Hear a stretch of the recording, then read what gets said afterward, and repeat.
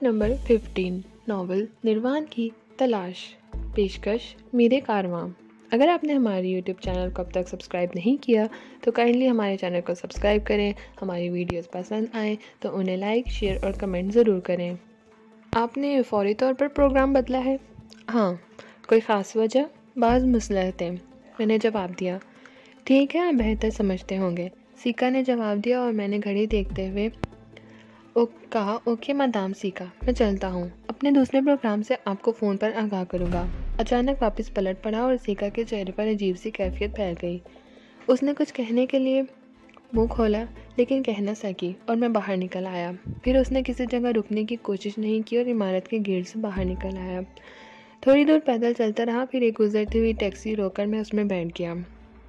Currency मेरे पास मौजूद थी, नशा दूर करने वाली गोलियों की शीशी भी थी, बाकी चीज़ें बाज़ार से मिल सकती थीं। चनाचा मैंने ड्राइवर को एक बाज़ार का पता बताया और थोड़ी देर के बाद मैं बाज़ार में वेनिस के आबी रास्ते सामने मौजूद थे। थोड़ी सी कोशिश करने से दुकानें मालूम हो सकती थी। मैंने एक गंडोले में बैठकर डॉज पैलेस का रुख किया। पानी की सतह पर पुरसकून थी, इसकी वजह पानी की कमी हो सकती थी। गुंडोला पानी पर रवां दवा रहा और फिर मैं डॉज पैलेस में उतर गया। यहाँ के हद पर रौनक थी और जदीद तरीन दुकानों से आरास्ता थे। मैं इन दुकानों में झांकने लगा। पूरे बाज़ार में एक खासा बड़ा बाज़ार था। मेरी ज़रूरत की चंद दुकानें भी नज़र आई और मैं उनका इंतखाब करने लगा। फिर मैं एक बड़े स्टोर में दाखिल हो गया। स्टोर में मेरी ज़रूरियात की तमाम चीज़ें ही मिल गई थीं। खूबसूरत सेल्स गर्ल ने मेरी पसंद के सामान को पैक करते हुए दिलकश लहजे में कहा, क्या आप किसी जगह पे काम करते हैं सीनियर? नहीं स्वीटी, दरअसल मैं एक फ़ैशन शो में हिस्सा लूँगा। मैंने जवाब दिया और वह मुस्कुराने लगी। मैं बाहर निकल आया और अब मुझे किसी होटल की तलाश थी। संतोरिया दरमियाने होटल का था। मुझे एक कमरा हासिल करने में दिक्कत ना हुई। मेरे कमरे का किराया पेशगी वसूल किया जाता था, इसलिए होटल वालों को मुसाफिरों की तरफ से ज़्यादा तशवीश नहीं रहती थी। अपने कमरे में मैंने चेहरे की मरम्मत शुरू कर दी। अब इस काम में मैं भी खासा माहिर हो गया था। चनाचा मैंने अपने चेहरे पर बेहतरीन मेकअप कर लिया। नाक सुर्ख करने और आंखों के नीचे स्याह दायरे बनाने का लोशन भी मेरे पास था। मैंने आईने में आखिरी जायज़ा लिया और ख़ुद को हर तरह मुकम्मल पाया। अब मेरे लंबे लंबे बाल, सुनहरी दाढ़ी और सुनहरी मूछें थीं। आवारा गर्दों के हर रूप में से मैं वाकिफ़ हो गया था। चनाचा इन धार ने मुझे कोई दिक्कत पेश न आई। होटल वालों को इस बात पर क्या एतराज़ हो सकता था कि एक दिन के लिए कमरा हासिल करने वाले शख्स के कमरे से एक हिप्पी बरामद हुआ और उसने कमरे की चाबी दरवाजे में लटका दी और बाहर निकल गया। एक दिन का किराया उनकी जेब में था। सामान की दूसरी खेप उलझने अब खरीदनी थी और इसके लिए दुकानें ताक चुका था। चनाचा मैं चल पड़ा और फिर सामान हासिल करने में मुझे कोई दिक्कत ना हुई। एक फोल्ड किया हुआ छोटा सा खैमा मुझे नज़र आया। एक चमड़े का बड़ा थैला जिसमें बहुत कुछ अलम गलम भरा हुआ था, वो सब कुछ वहाँ मौजूद था। सब मैंने कमर से बांध दिया। जूतों की गर्द बला कीमत मिल सकती थी। चनाचा जूते भी गर्द आलूद होने चाहिए। कोई भी चिकनी शह जूतों पर मल कर मैं मिट्टी में पाँव लेथड़ लूँ, जूते सदियों पुराने मालूम होंगे। इस हुलिये में आने के बाद मैं लेडू कैंप चल पड़ा और देखी हुई जगह थी, इसलिए वहाँ पहुँच गया। आवारा गर्दों का एक शहर आबाद था। उनकी अपनी बेजार सी खामोश सी दुनिया थी, जहाँ दिन में ज़िंदगी उदास रहती लेकिन रात को वो सब जिंदा हो जाते हैं। रात के राही और रात के शहजादों को इसमें मैंने भी एक जगह मुंतखब कर ली और अपना खैमा इस्तादा करने लगा। मेरे कुर्ब जवार में बेशुमार लोग बिखरे पड़े थे। आवारागर्द इधर उधर उदास बैठे हुए थे। चर्स और अफ्यून के धुएं की नागवार बू कभी कभी हवा में शामिल होकर मेरी तरफ भी आ जाती थी। खैमा इस्तादा करने के बाद मैं बाहर निकल आया और इर्द गिर्द के माहौल को देखने लगा। सब लोग एक दूसरे से बेनियाज थे। कहीं कहीं इन स्याहों की टोलियाँ भी नज़र आ जाती जो दुनिया गर्दी को निकले थे, लेकिन होटलों की महंगाइयों को मद्देनज़र रखते हुए उन्होंने भी कैंपों में क़याम किया था। मैंने इसके दरवाजे को डोरी से बांधा और कैंप में आवारागर्दी करने निकल खड़ा हुआ। भूख महसूस हो रही थी। चनाचा बाजार की तरफ रुक गया। थोड़ी देर के बाद एक इस हिस्से में पहुंच गया जहां खाने पीने की चीज़ें फ़रोख्त हो रही थी। कीमा और सवैयाँ, मेंढक की तली हुई टांगें, आबी सांप के गुच्छे में लिपटे हुए कतले, बहुत सी चीज़ें मेरे लिए अजनबी थी, लेकिन चावल के सूप और भुनी हुई मुर्गी मेरे लिए अजनबी नहीं थी। न जाने क्यों पुरतकल्लुफ़ खानों के बाद ये ग़ज़ा मुझे बहुत मज़ेदार महसूस हुई। पेट का दोज़ख भरने के बाद मैं बाज़ार की दूसरी रौनकें देखने लगा और फिर एक जगह एक उदास चेहरे को देखकर रुक गया। दुबली पतली खातून की मरी हुई लड़की, फाकों की मारी हुई लड़की, जिसका पेट फूला हुआ था, उसके एक साथ एक नौजवान खड़ा हुआ था जिसके गले में खूबसूरत गिटार लटका हुआ था। दोनों एक जगह खड़े हर आने वाले को हसरत बड़ी निगाहों से देख रहे थे। कोई सानहा, कोई हादसा, मैंने यही सोचा। पहले सोचा आगे निकल जाऊं, दोनों मेरे लिए बेकार हैं। लड़की का जिस्म भरा हुआ है और लड़का, वो इसके लिए सिवाय उसके और कुछ नहीं कर सका होगा कि उसे गिटार और उसका सुनाए और उसका पेट भर दे। लेकिन तबीयत ना मानी और मैं इन लोगों दोनों की तरह चल पड़ा। मुझे अपनी तरफ आता देखकर दोनों के चेहरे पर उम्मीद की चमक पैदा हो गई। आइए जनाब, देखिए, बिल्कुल नया गिटार है, कोई ख़राबी नहीं है इसमें, बजा कर देख लें, उसने जल्दी से कहा। क्या तुम ये गिटार फ़रोख्त कर रहे हो? जी हाँ, उसने उदास लहजे में कहा। क्यों? ज़रूरत सब कुछ फ़रोख्त करा देती है। पहले मैं अपने नगमे फ़रोख्त करता था, लेकिन वेनिस में नगमों की कोई कीमत नहीं है। लोग सुनते हैं, महफूज होते हैं और आगे बढ़ जाते हैं। कोई नहीं देता पैसे। रेखा भी अपने जिस्म की कोई कीमत वसूल नहीं कर सकती।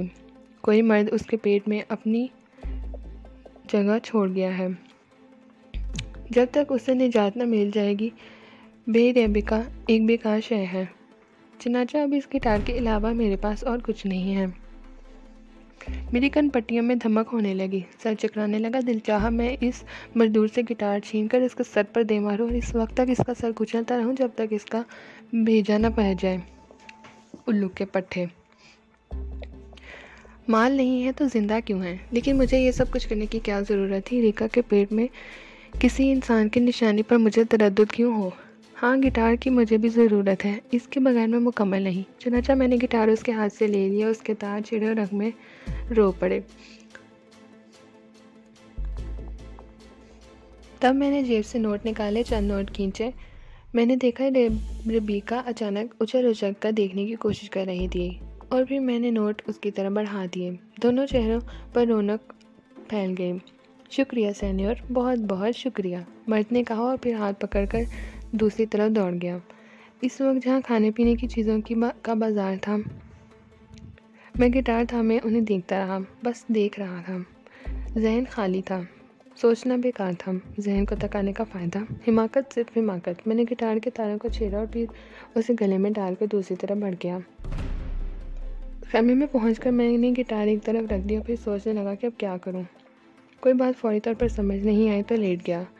बराबर से कुछ आवाज़ें आ रही थीं। लोग मेरे खैमे के बाहर मौजूद थे। बड़ी हंगामी, बड़ी अनोखी ज़िंदगी थी मेरी भी। वक्त गुजरता रहा, फिर शाम हो गई। जब खैमे में अंधेरा हो गया तो मैं बाहर निकल आया। लड्डू कैंप जवान हो गया था। हिप्पो और आवारागर्दों के अलावा शहर से तफरीह की गर्ज वालों का इजाफा हो गया था।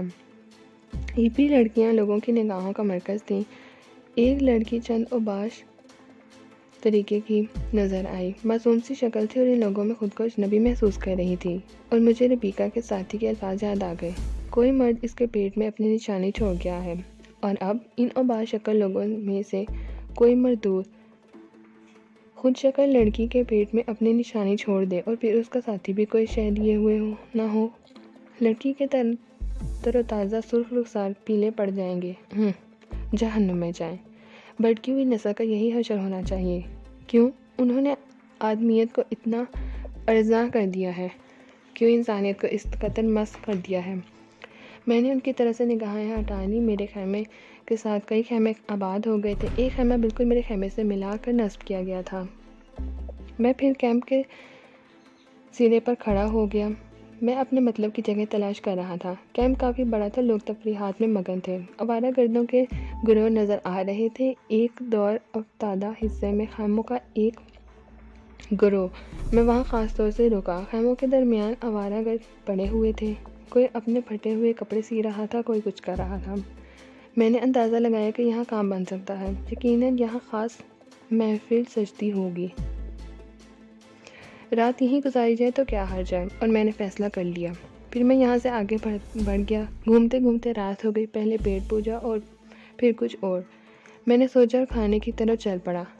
बहुत सी वैरायटी थी। खाना खाते हुए मैंने सरदार के बारे में सोचा। बेचारे ने इंतज़ार किया होगा। मुमकिन है मेरे ना पहुँचने पर इस इमारत से भी राब्ता कायम किया हो जहाँ उसने दावत खाई थी, लेकिन वहाँ से भी क्या जवाब मिला होगा। खाने के बाद मैं अपने खैमे की तरफ बढ़ गया। मेरे नज़दीकी खैमे के सामने 2 नौजवान खड़े थे। उन्होंने सरसरी निगाह से मेरी तरफ देखा और फिर आपस में गुफ्तगू करने लगे। मैंने खैमे से गिटार निकाला, फिर इसी दायरे की तरफ चल पड़ा। दायरे के दरमियानी मैदान में अब काफ़ी आबादी हो गई थी। किसी ने मुझे अंदर आने से नहीं रोका। मैं भी दूसरे लोगों की तरह ही कोने में बैठ गया। नशे की कोई चीज़ मेरे पास मौजूद न थी। दूसरे लोग धड़ल्ले से कोई ना कोई नशा कर रहे थे। किसी के पास लंबे लंबे पाइप थे जिनमें अफ्यून की गोलियां चल रही थीं। कहीं चर्च और कहीं गांजा। जाना पहचाना माहौल, जानी पहचानी खुशबुएं। मैंने एक गहरी सांस ली। महफिल अभी रंग पर नहीं थी। नशे अभी गहरे नहीं हुए थे। अभी बदमस्ती का दौर नहीं शुरू हुआ था। दफतन मैंने रबीका को देखा। वो गर्दन उठाए हुए अंदर आ रही थी। उसकी बेचैन निगाहें किसी को तलाश कर रही थीं। फिर उसकी निगाह मेरे ऊपर पड़ी। शायद उसने गिटार पहचान लिया। वो ठिनकी और फिर उसके कदम मेरी तरफ उठने लगे। वो मेरे पास पहुंच गई, मुझे देखती रही और फिर घुटनों के बल बैठ गई। बैठ जाऊं? उसने कहा। तुम्हारा साथी कहाँ है? मैंने पूछा। फिर गायब हो गया, कमीना कहीं का। जब उसके पास एक एक पाई ख़त्म हो जाएगी तो फिर मेरे पास आ जाएगा, रोएगा, मुझे अपनी मोहब्बत का यकीन दिलाएगा और फिर उसकी बातों में आकर मैं दोबारा से उसे माफ़ कर दूंगी। बड़ा कमीना है, उसे बातें करने का फ़न आता है। कौन है वो? तुम्हारा शौहर। मेरा शौहर है वो। उसने आंखें बंद करके बताया। तुम उसे छोड़ क्यों नहीं देती? किसे अपनाओ? कौन अपना बन सकता है? उससे कोई रिश्ता तो है। इससे दर्द से कहा और फिर मेरे जहन में हलचल होने लगी। मैंने कहर आलूद निगाहों से उसे देखा और फिर मैं गिरजा। यहाँ क्यों आई हो? उसकी तलाश में, सिर्फ उसकी तलाश में। यकीन करो, तुमसे कुछ नहीं मांगूंगी, कुछ भी नहीं मांगूंगी। उसने दोपहर को खाना खिला दिया था क्योंकि खुद भी सख्त भूखा था। तुम्हारे पास ना आती, ये गिटार देकर आई हूँ।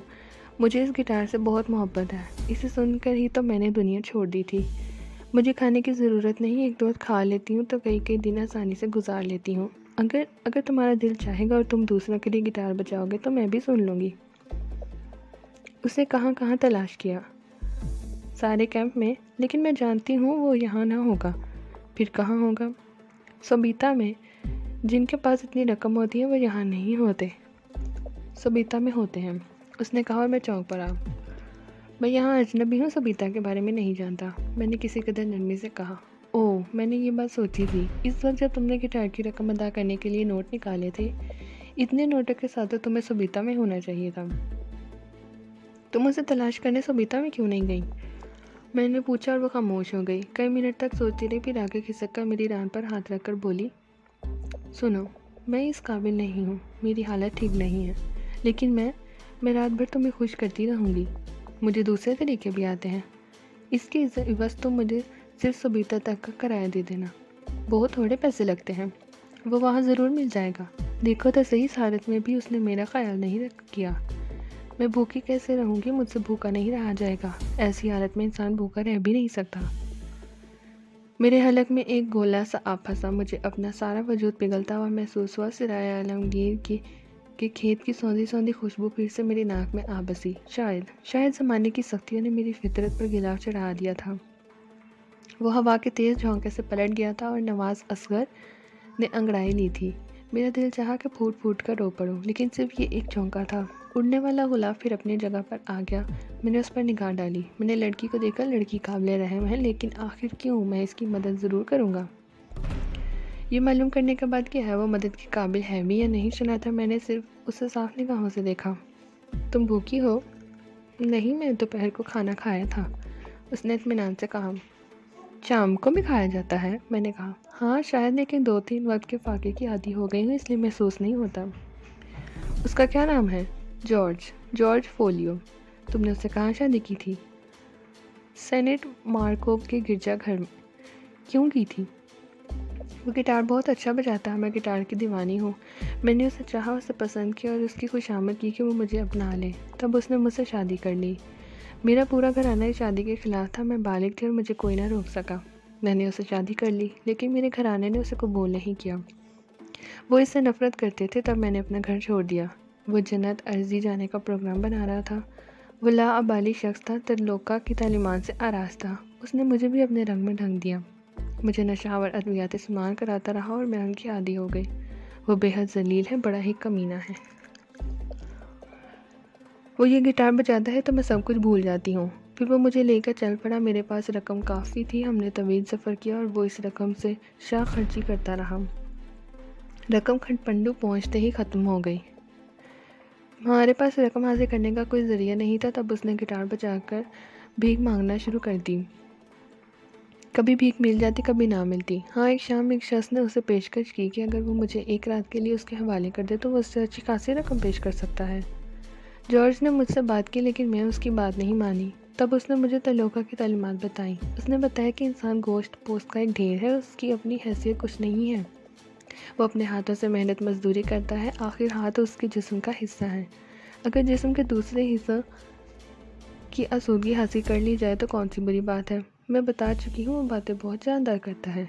तब मैं उस शख्स के साथ चली गई। उसने मुझे बहुत से नोट दिए और मैंने सब के सब जॉर्ज को दे दिए। वो बहुत खुश था। उसने मुझे गिटार पर कई नगमे सुनाए, मुझे प्यार किया और कहने लगा, अब हमें कोई तकलीफ़ नहीं होगी। हमने भूख से निजात का रास्ता तलाश कर लिया है। उसने एक ही दिन में सारी रकम उड़ा दी। कई इंजेक्शन लिए, खूब अफ्यून भी, मुझे भी पिलाई। चनाचा अगली रात हम फिर तलाश करने लगे। भूखे थे। उसने कहा, फिक्र की क्या बात है, मेरे ज़रिए रकम हासिल की जा सकती है। फिर वो न जाने कहाँ से काले रंग का एक आदमी पकड़ कर ले आया। उस शख्स ने मुझे बम भोर कर रख दिया। खाने के पैसे और नशा आवर चीज़ों के पैसे वो हमें दे गया। फिर हम अच्छी ज़िंदगी गुजारने लगे। हमने 4 माह जन्नत अर्ज़ी में गुजारे और फिर वापस चल पड़े। रास्ते में हर शहर में इसके लिए रकम के हसूल का ज़रिया बनी रही। और फिर न जाने कब, न जाने किस तरह मेरा पेट फूल गया। उसने कहा कि मैं हावला हो गई हूँ और मैं खुशी से दीवानी हो गई। बच्चे मुझे बहुत पसंद है। तुमने छोटे छोटे नन्हे नन्हे बच्चे देखे हैं? उसने मासूमियत से पूछा। हाँ, मैंने थूक निकलते हुए गर्दन हिला दी। कैसे प्यारे होते हैं वो। तुम्हें भी अच्छे लगते हैं? उसकी आंखों में अजीब सी चमक थी। हाँ, मैंने उसका जवाब बताया। लेकिन जॉर्ज को बच्चे नहीं पसंद। उसने बड़ी परेशानी के लहजे में कहा था कि ये अच्छी बात नहीं है। हम इस बच्चे को कहाँ संभालते फिरेंगे। उसने मुझसे कहा कि मैं अमल ज़ाया करा दूँ, लेकिन ज़िंदगी में पहली बार मैंने उसकी बात सख्ती से नहीं मानी। मैंने कह दिया कि ऐसा कभी नहीं होगा। वो मुझे समझाता रहा, मेरी खुशामद करता रहा, लेकिन मैंने उसकी बात नहीं मानी। तब वो खामोश हो गया और मेरा पेट भरता रहा। लेकिन लोग मुझसे कतराने लगे। वो मुझे पसंद नहीं करते थे। जॉर्ज ने एक बार फिर मेरी खातिर भीख मांगना शुरू कर दी और रफ्ता रफ्ता हमारे पुराने दिन फिर आ गए। हम कई कई दिन के फाके करने पड़ते रहे। लेकिन अब मैं कमज़ोर हो गई हूँ। खाना नहीं मिलता तो मेरी आंखों की बिनाई चली जाती है। मेरी टांगों में दर्द होने लगता है। तब बेचारा जॉर्ज मेरा हाथ पकड़ कर बैठता है। कैसी अजीब लगती होंगी ना। वो हंस पड़ी। खामोश हो जाओ। मैं गुर्राया, खामोश हो जाओ। क्यों? अरे अरे, क्या तुम्हें गुस्सा आ गया? वो चौंक कर बोली। जॉर्ज तुम्हें छोड़कर भाग गया है? अक्सर भाग जाता है, ये कौन सी नई बात है। उसे पैसे मिल जाते हैं तो वो इसी तरह भाग जाता है। वो तुम्हारे बच्चे से नाखुश है? हाँ, ये बुरी बात है। अगर तुम्हारा बच्चा पैदा हो गया तो वो इसकी गर्दन दबा देगा। हैं? वो खौफजदा हो गई और फिर उसके मुंह से एक लफ्ज़ भी न निकल सका। ये तो मैं कभी नहीं सोचा था। वो रूहानसी होकर बोली। क्या ये नामुमकिन है? मैं नहीं कह सकती, लेकिन क्या वो ऐसा कर सकेगा? क्या वो इतना संगदिल हो सकता है? बच्चे तो बड़े खूबसूरत होते हैं, बड़े प्यारे होते हैं। वो ये तुम बेहतर जानती हो लड़की। लेकिन अब मैं क्या करूं? मैं अब कर भी क्या सकती हूँ? उसकी आंखों से आंसू बहने लगे। उसने अपने दोनों हाथ पेट पर रख लिए, जैसे उसने बच्चे को जॉर्ज के खूनी वार से बचाने की कोशिश की हो। अगर तुम अपने बच्चे की ज़िंदगी चाहती हो तो जॉर्ज को छोड़ दो हमेशा के लिए। लेकिन मैं कहाँ जाऊँ? उसने तशवीश से कहा। कहाँ की रहने वाली हो? इंग्लैंड की, सालबरो, कोठी नंबर 108। उसने बताया। अगर तुम वहाँ चली जाओ तो तुम्हारे घर वाले तुम्हारे साथ क्या सलूक करेंगे? मैं उनसे कह दूँगी कि मैंने जॉर्ज को छोड़ दिया। तुम्हारा पासपोर्ट कहाँ है? मेरे पास, हमेशा अपने पास रखती हूँ। क्या तुम अपने घर जाना चाहती हो? हाँ, लेकिन मैं तुम्हें वहाँ तक जाने का किराया दे सकता हूँ, मैं तुम्हारी मदद कर सकता हूँ। तुम लेकिन वो मायूसी से बोली, मेरी हालत बहुत ख़राब है, मैं तुम्हारे लिए कुछ भी नहीं कर सकती। सुनो, अपना कान करीब लाओ। वो मेरे कान के करीब आकर कहते बोली, मुझे और भी तरीके आते हैं, खुद लोगों ने मुझे सिखाए हैं। इत्मीनान रखो, मैं तुम्हें खुश कर दूंगी।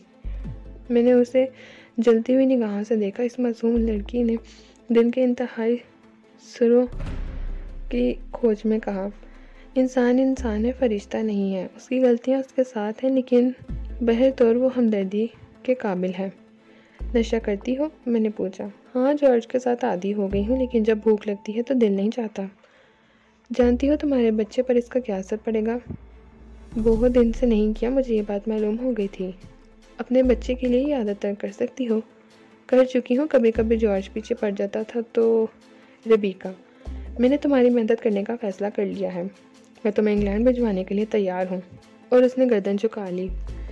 शायद उसके पास मेरा शुक्रिया अदा करने के लिए मुनासिब अल्फाज नहीं थे। आज की रात तुम्हें यहीं गुजारनी पड़ेगी, कल मैं तुम्हें यहाँ से ले चलूँगा। और उसने ममनूनियत से गर्दन हिला दी। लेकिन वो बार बार मेरा चेहरा देखने लगी, जैसे सोच रही हो कि शायद मैं नशे में हूँ, और जब मैं होश में आऊँगा तो दूसरे लोगों की तरह मुझे भी नशे के आलम में कही हुई बातें याद नहीं रहेंगी। लेकिन बहरहाल वो तन बतकदीर थी, कर भी क्या सकती थी। तुम यहाँ बैठो, मैं अभी आता हूँ। मैंने गिटार उतार कर उसकी गोद में रख दिया। फिर मैंने एक तवील और तेज़ सफ़र किया। मैं उसके लिए खाने पीने की चीज़ें लाया। रास्ते में उसके बारे में सोचता रहा। सिकारीफा उसके लिए आसानी से बंदोबस्त कर देगी, उसे कोई दिक्कत पेश नहीं आएगी। अच्छा है, बदनसीब लड़की की ज़िंदगी संभल जाएगी। हाँ, अगर इंग्लैंड पहुंचने के बाद भी उसके घर वाले उसे पनाह ना देंगे तो फिर उसकी बदनसीबी। ऐसी सूरत में उसके लिए कुछ नहीं किया जा सकता था। थोड़ी देर के बाद मैं वापस पहुंच गया। वो एक खेमे के नज़दीक तनहा बैठी थी। मुझे देखकर उसके चेहरे पर खुशी के आसार नज़र आए, जैसे मेरे वापस पहुंच जाने से उसको हैरत के साथ साथ खुशी भी हुई हो। अरे ये क्या है? उसने मेरे हाथों में पकड़े हुए बंडल को देखते हुए कहा, खाना है तुम्हारे लिए। ओह, मैं तुम्हारी बेहद शुक्रगुजार हूँ डार्लिंग, मैं तुम्हारी एहसानमंद हूँ, उसने बंडल चपटते हुए कहा, और वो खाने पर टूट पड़ी। तुम भी खाओ, उसने काफ़ी देर तक खाते रहने के बाद चौंक पूछा। नहीं, मैं खा चुका हूँ, मैंने कहा, और फिर वो खामोशी से खाने में मसरूफ़ हो गई। बंदर का पूरा खाना चट करने के बाद उसने पानी पिया और फिर गहरी गहरी सांसें लेने लगी। उसकी आंखों से एहसानमंदी के आसार झलक रहे थे। मैं तुम्हारी बेहद शुक्रगुजार हूँ डार्लिंग। तुम्हारा नाम क्या है? उसने कसरमंदी से कहा। गिटार सुनोगी? वो उछल पड़ी। सुनाओ सुनाओ, उसने संभल कर बैठते हुए कहा। मैंने गिटार संभाल लिया। महफिल रंग पर आ रही थी। अब बदमस्त कह के गूंजने लगे थे। गिटार की आवाज़ ने एकदम माहौल पर सकूत तारी कर दिया। कह के रुक गए, गर्दनें घूम गई। नशा मौसीकी के रस्सियाँ गर्दनें घुमा घुमा कर देखने लगे। मैं तार दुरुस्त करता रहा और फिर तारों की आवाज़ एक नगमे में ढल गई। सर रोने लगे। न जाने क्यों मेरी उंगलियों ने ये दर्द भरा नगमा शुरू कर दिया। उसने मेरे इरादे को दफन नहीं किया था। हिप्पी साकत है, इस नगमे ने उन्हें गम की धुन में लपेट दिया। उनकी आंखों में भी यकीनी थी और रबीका मुँह खोले बैठी थी। उसके चेहरे पर ऐसे ही साथ है जैसे सारी जान चेहरे पर खींच आई हो। बहुत से अवारागर्द मेरे नज़दीक जमा होकर मुझे चारों तरफ से घेर लिया गया। उनकी आंखों से आंसू बह रहे थे। नगमा उरूज पर पहुंचा। तार सिसकते रहे और फिर किसी ने तोड़ते हुए इंसान की तरह कराहने लगी और आखिर खामोश हो गई। लेकिन माहौल का सहर न टूटा। वो सब उदास खड़े थे। फिर जिंदगी लौट आई। मेरे नज़दीक खड़े लोगों ने ज़ोर ज़ोर से तालियां बजाई। दूर बैठे हुए लोगों ने तालियां बजाई और बहुत से हिप्पी बदमस्त आवारा आवाज़ों में मुझे दाद देने लगे। तब एक दराज कर लड़की मेरी तरफ लपकी। उसने मेरी कमर में हाथ डालकर मेरे गाल चूम लिए। हाय मेरी जान, तुम्हारा दिल क्यों रो रहा है? तुम इतने उदास क्यों हो? मैं जानता हूँ, सब कुछ जानता हूँ। एक नौजवान आगे बढ़ा। मुझे बताओ, मुझे बता दो। मैं इसके सारे दुख अपने सीने में जज्ब कर लूँगी। मैं उसे मुस्कुराहटें लौटा दूंगी। लड़की बेचैनी से बोली, उसके पास कुछ नहीं है, उसकी रूह प्यासी है। हमें इसकी प्यास बुझा देनी चाहिए, आओ इसकी मदद करें। और फराग दिल लोग चर्च, अफ्यून, कोकीन, हीरोइन, जो कुछ उनके पास था लेकर मेरी तरफ दौड़े। खुद लड़की ने एक सिगरेट अपने लिबास से निकाला, उसे सुलगाया और मेरे होंठों से लगा दिया। नाचार मुझे सिगरेट के कश लेने पड़े। मौका नहीं मिला था कि गोली मुंह में डालूं, लेकिन इसके बगैर चर्च पीना नहीं चाहता था। चनाचा चालाकी से एक गोली निकालकर ज़ुबान के नीचे रख ली। चंद साथ कपल में यहाँ तन्हा था, अजनबी था, लेकिन अब मेरे दर्जनों शनासा मौजूद थे, मेरे बेशुमार हमदर्द थे। मैंने किसी के पास पाइप से चंद कश लिए, किसी की सिगरेट में दम लगाया। दराज कर लड़की मेरी उजारादार बनी हुई थी। उसने दोनों हाथों से दूसरे लोगों को रोका हुआ था। वो जिसे चाहती मेरे करीब आने देती और जिसे चाहती मुझसे दूर रखती। एक अजीब तूफान बदतमीजी बर्पा हो गया था।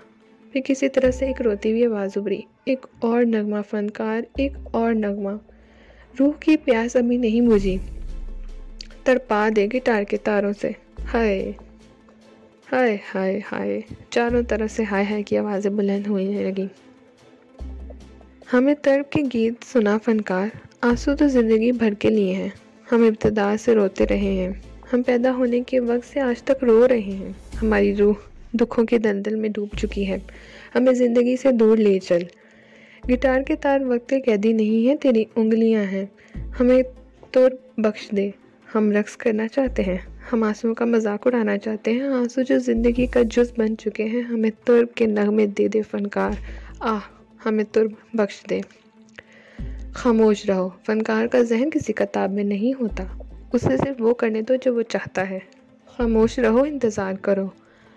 दराज कर लड़की की आवाज़ सारी आवाज़ों से भारी थी और फिर उसने प्यार भरी निगाहों से मेरी तरफ देखा। सुना देखना और नगमा फनकार। और मैंने गिटार संभाल लिया। मैंने लड़की की आंखों में झांका, नशे से सुर्ख आंखें, लेकिन दिलकशी लिए हुए, सडोल जिस्म, लंबा कद, लंबे बाल, और मेरे होंठों पर पसंदीदगी की मुस्कुराहट फैल गई।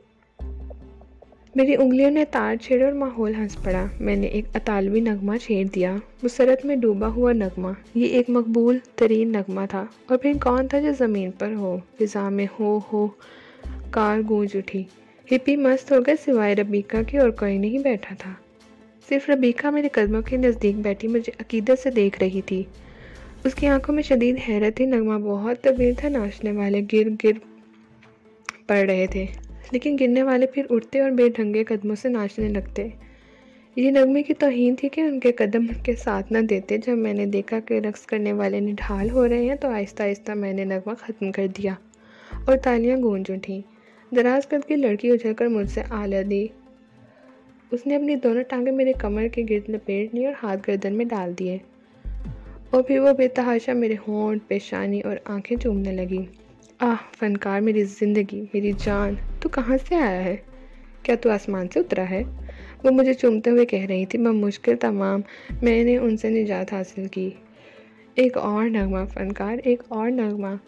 नशे में धुत आवाज़ गूंजी। नहीं, बस ये इंसान है, थक गया होगा। लड़की को राई।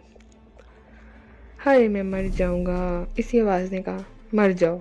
लड़की को राई और फिर मेरी कमर में हाथ डालकर बोली, तुम मेरे खेमे में चलो मेरी जान। इन दीवानों की बातों पर गौर न करो, यहीं बैठो। मैं आज़ाद फिजाओं का परिंदा हूँ, मैंने कहा।